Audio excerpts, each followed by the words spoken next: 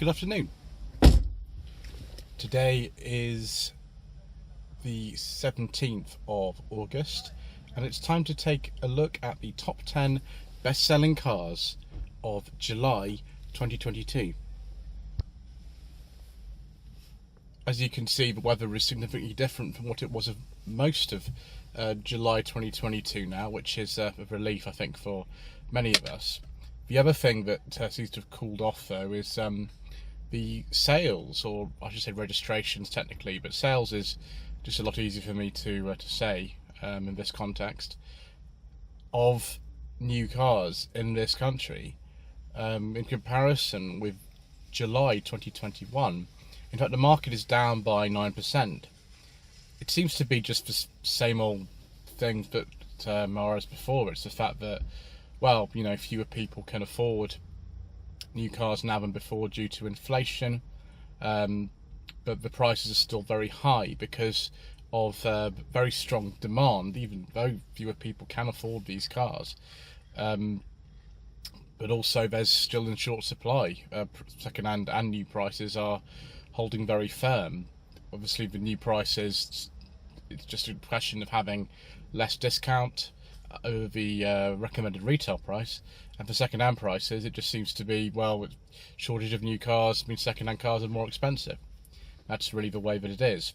Also, we'll see general trends such as the decline of forbidden fuel diesel that we don't talk about on this channel, and also the unstoppable rise of electrification, heading towards this projected date of 2030, by which time all sales of brand new cars without some form of plug-in hybrid system or fully electric system in them will be banned. Obviously that's still quite a long way away, but a lot of manufacturers are now switching to purely electric powertrains. A lot of them have said that they will do that by 2025. So it's an interesting time, and we'll look at the top 10 best-selling cars of last month. But first of all, we need to look at, to sort of break down some of these figures. So it's down by 9% overall. Last July, the private sector actually sold just under 60,000 cars. That's not changed. I've never actually seen this, but there's been no change in the amount of cars sold in the private sector at all. Absolutely none. There's been no change. The actual change comes from fleet and business markets. However, that means the private market share, despite the fact the number of cars has been steady at just under 60,000, has increased from 49% to 53%. The fleet sector, which traditionally was a big player in this country historically, seems to have been declining as of late. There's been an 18% decrease from 61,000 cars sold to 50,000 cars sold, about 18%, and the market share has gone from just under 50% to just under 45%. The fleet sector is a tiny player in this country. Their market share has barely changed, actually. The number of cars sold has almost not changed at all. It's minus 0.5%, which equates to about 10 cars. But even though the same around 2,300 have been sold, the market share has changed from last year 1.9% to 2.1%.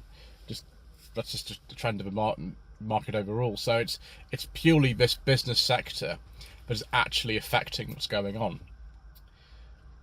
With forbidden fuel, well, the market share in July 2021 was still 7.1%. It's now 5.5%. It's a 29% decrease, brought upon by the fact that the numbers have gone down from 9,000 cars sold in July 2021 to last month about 6,000 cars sold. Petrol has also decreased from about 55,000 to about 51,000, but that's not that significant. It's still a 7% change, and the market share is not altered very much. It's gone down about 45% to it's gone down from actually it's increased bizarrely. Where the number of cars sold has decreased, the market share has increased, just because of a 9% change in the business sector, gone from 45% to 46%. So no real change there at all, particularly. Still buying plenty of petrol cars. So the mild hybrid forbidden fuel ones, their market share has increased slightly from 5.5% to 6.3%. The number of cars sold has changed very slightly, by about 4%, from 6,800 to 7,100. That's a lot of Audis, and some of the older Kias were like that, but it's not a significant part of the market really. Although, for the first time, I've noticed that actually there's more of those sold than traditional forbidden fuel engines. That's just interesting. Mild hybrid petrol, the market share has stayed almost exactly the same. It's gone from 13.5 to 13.4. Percentage change is about 10%, and the actual figures have gone down from about 17,000 to about 15,000. Battery electric vehicles, of course, they've increased. They've pretty much increased by exactly the same amount, but mild hybrid petrol ones have decreased. So we've gone from about 11,000 to about 12,000, about 10% increase. The market share has gone from 9% to 11% though, which is significant. Plug-in hybrids, their market share has rapidly declined. I don't know what it is about them. I've no real idea why this is the case. I thought they were still very popular.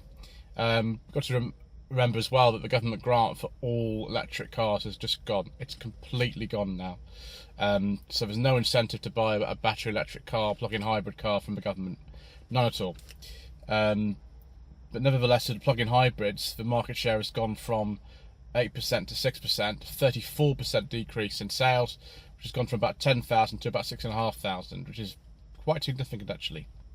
Hybrid electric vehicles, that's things like the Toyota Corolla, most of those. I think virtually every manufacturer's got one of these, and I'm not talking about mild hybrids, not talking about plug-in hybrids, just the standard hybrids. The percentage market share has gone up very slightly from 11.9 to 12.2%. Number of cars sold though has gone down 6.7% because the market's down by 9% overall, from about 15,000 cars to about 14,000 cars. Right, let's now get into what you're all actually here for, which is the top 10 best-selling cars of last month.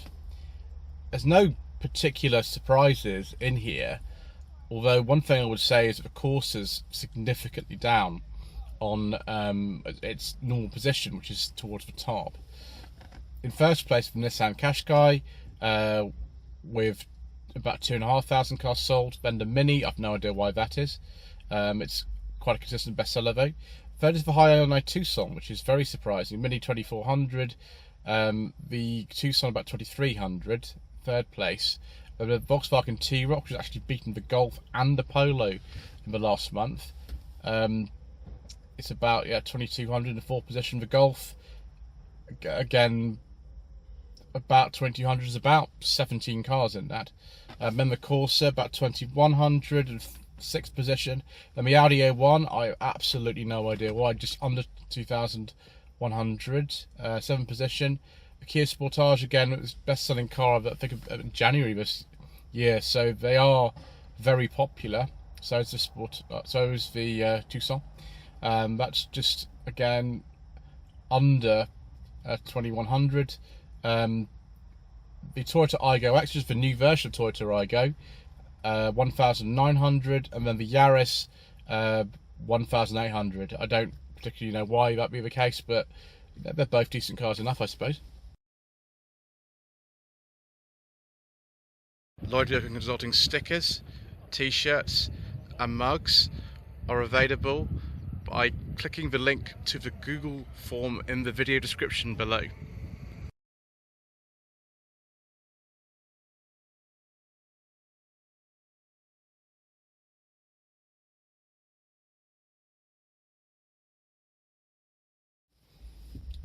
So those were the figures for the top 10 best-selling cars of last month. Let's now look at the manufacturer charts to see how each individual brand is doing. Abarth, it's not good. It's not good at all. It's one of the largest declines I've ever seen, 97% decline. That's probably because they are going to have to bring out some new models now that I think Fiat have decided they're not going to sell purely combustion cars anymore. Every car in their lineup must have some form of hybrid assistance. And of course, those Abarth V595 or 695, and it'd be only models still available for sale, I think. I think with those, they don't have any of that. The market share's gone down from 0.22 to 0.01. That's it. They only sold 8 cars last month. Alfa Romeo, much better for some reason. They've gone from 114 to 175. The market share's gone from 0.09 to 0.06. That's a 54% increase. So, obviously doing something right there. Alpine, again, quite a big increase from 9 cars to 26, and their percentage has gone from 0.01 to 0.02. That, however, is a 189% increase. Audi, just under the overall market decline of 9%, have gone from about 10,000 cars sold to about 9,000 cars, but the market share has gone from 8.26 to 7.95, and the overall decline is about 12.5%. Bentley have increased slightly, 17.5% to be precise. Market share has gone from 0.08 to 0.11. Number of cars sold has gone from 103 to 121. BMW, a little bit smaller than Audi, they've had less of a decline. In fact, their number of cars sold has been remarkably consistent. It's about 8,000 in both cases. The percentage drop is negligible, but because of the overall difference in the market, their share has gone up from 6.38 to 7%. Citroën, not great actually, quite a big decline, about 44%. The market share has gone from 1.5 to 0.92. Number of cars sold has gone from 1,800 to 1,000.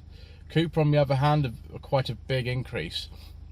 0.48% of the market has gone to 1.64. Number of cars sold has gone from 593 to 1,800. That's a 210% increase. Dacia, similarly, big increase in market share and overall sales, 102% to be precise. 1.4% goes to 3% of the market. That must be due to that new jogger, I imagine. And 1,700 to 3,400 cars, which is very, very good. I think brands at the cheaper end of the market are going to continue to do very well in this country from now on. DSO, a very upmarket brand of Stellantis, they've gone up by 70%. Their market share's gone from 0.19 to 0.25. Number of cars sold has gone from 235 to 275. Fiat have not had too bad a month. It's a little bit down though on the average of a 9% decrease. It's a 14% decrease. Their market share has gone from 1.31 to 1.24. Number of cars sold has gone from 1,600 to 1,400. Ford traditionally are a very, very big brand in this country, but just looking at these figures, I can see that actually Audi at least have beaten them. I'll look on the figures and put them up actually afterward, and we'll see the top 5 in a chart that I'll put in after this. But yeah, it's not great. The market share has declined from 6.95% to 6.46. Number of cars sold has gone down from 8,500 to 7,200, which is a 15% decrease. Genesis, unsurprisingly, an increase, because I think by July 2021, the only cars registering were press cars, so they've gone from 0.02 of the market to 0.06, but that's only meaning an increase of sales from 27 to 62, so not really a big player, despite the fact that I loved that Genesis G70 I drove in April back at the SMMT event at Millbrook. Honda have gone from 2.3% of the market to 1.5%. I don't really know why. Quite a big decrease, 41%. 2,800 cars sold, down to 1,700. I don't really know why. Maybe some of you can enlighten me why that might be in the comment section below. Hyundai are doing very well. A 9% increase, 4.83% of the market to 5.78, probably because that Tucson's selling so well. Number of cars sold has gone from about 6,000 to 6,500. Jaguar, not a massive decrease, it's relatively consistent. Number of cars sold has gone from about 1,300 to 1,250. That means the market has actually increased from about 1% to about 1.1, by about 3% or so. A bit of a decline in the actual sales numbers though. Jeep, not very good. Jeep don't seem to sell very well in this country at the moment. I don't really know why. 63% decrease on July 2021. 0.42% of the market's gone to 0.17. Number of cars sold has gone from 500 to 200. Kia actually had a decrease, but the decrease is almost exactly at the same rate as the market overall. Their market share has only declined from 6.35 to 6.25. The number of cars sold, though, has gone down from 7,800 to 7,000. It's about 10.5%. Land Rover, they've had quite a big increase for some reason. Unlike Jaguar, which is remaining consistent, they've gone up by 49%, and their market share has gone from 2.6 to 4.3. I don't really know why that is. It could be that new Range Rovers has come out, but I wouldn't like to say straight away, but that might be to do with it. Number of cars sold has gone from 3,200 to 4,800. Lexus has declined in the market for some reason. I don't know why. It's quite a big decline. It's 58%. The market share has gone from 0.9 to 0.4. Number of cars sold has more than halved from 1,100 to 500. Maserati are exactly the same as last April for some reason. Mazda, another brand that has a decline. I don't really know why. 48% to be precise. Market share has gone from 1.8 to 1.05. And number of cars sold has halved from about 2,250 to about 1,200. So that's 48% decline. Mercedes-Benz is a decline, but it's above the average for the market.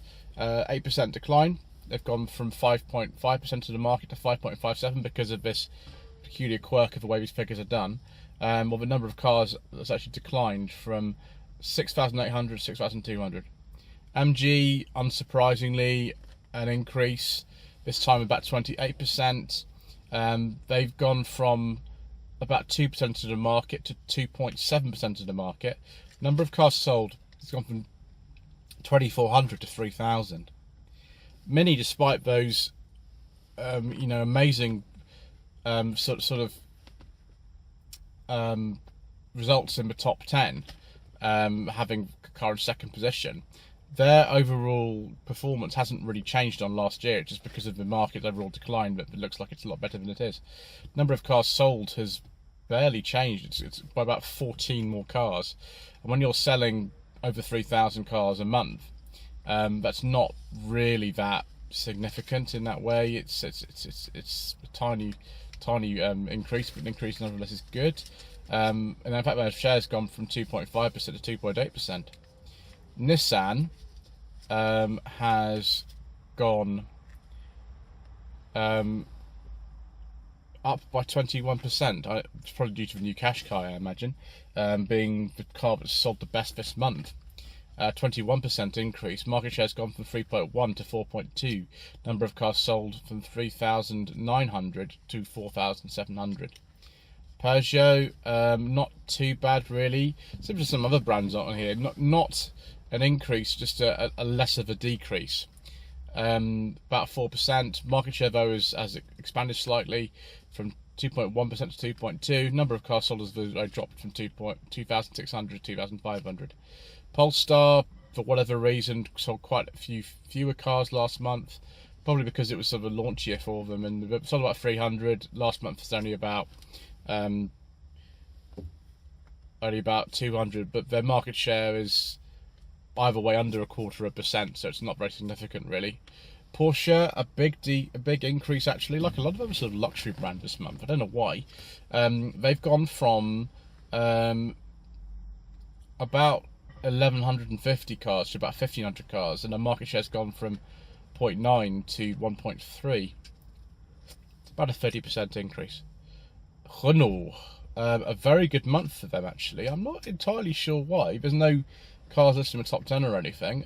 Their market share has gone from 1% to 1.9%, and 1,300 cars, 2,100. That's a 60% rise. That's very commendable. Renaults aren't the sort of big sellers in this country that they used to be in the 1990s for some reason. Seat, not very good. 58% decrease. Their market share was 3.5%. It's now 1.6%. This is one of the most shocking declines I've seen, actually. It's not very good. It's not the worst, but it's not great. Your number of cars sold has gone from about 4,400 to about 1,800. That's not very good. Skoda has also decreased by about 20%. Number of cars sold has gone from 5,200 to 4,200. The market share has gone from 4.2 to 3.7. That's about a 20% decrease. Smart, I don't tend to count. Their figures are tiny. They're like under under a tenth of a percent. They're not a big player. Neither is SsangYong. Because I own a SsangYong, I will count them. The market share has gone through no change at all. It's still 0.08%. Number of cars sold, though, has gone down from 103 to 93. It's about a 10% decrease. Subaru, again, very small player in our market. 44% decrease of them means the cars sold has gone from 135 to 75. But their market share has gone from 0.11 to 0.07. Hopefully Subaru at some point will introduce some cars that are more to taste of the UK consumer. Don't know if they will or not. Suzuki have gone down by 41% from 1.87 to 1.21, despite introducing that new Vitara hybrid. That's, well, it's just a full hybrid version of existing Vitara. That's really very all there is to say. It doesn't really offer any more performance, and hopefully the economy is better than some people are reporting that it is. But Suzuki overall make pretty good cars, to be honest. But their figures have gone down from 2,300 to 1,400, and yes, it's not great. Tesla, they only sold 3 cars last month. It's because most of them are registered all together in a batch, and if it's a month where literally the boat doesn't come in, then there's nothing really to say. Toyota, again, are a brand with a big fall this month, as have Volkswagen. We'll get to Volkswagen in a moment. 3.7% decline. However, that still means an increase of market share from 7.4 to 7.9%. And the number of cars sold has decreased slightly, though, by about 9,200 to 8,800.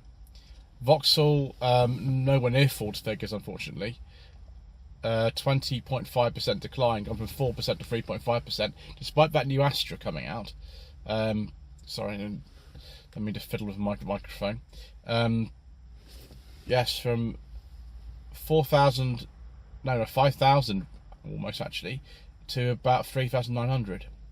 Volkswagen, on the other hand, although their month isn't as good as it was in July 2021, they've still sold over 10,000 cars, so the only manufacturer to do so actually last month. It's still an 18.2% increase, and their market share has gone from 10% to 9%. A number of cars sold has gone down from about 12,500 to about 10,000, but nevertheless very strong. Excuse me. Volvo, the last brand on the list, 40% decrease. Market share has gone from 3.2 to 2.1. Number of cars sold has gone from 4,000 to 2,400. I don't really know why. I'll put up the figures just in a moment overall, and you can see, what's been happening with the top 5 manufacturers.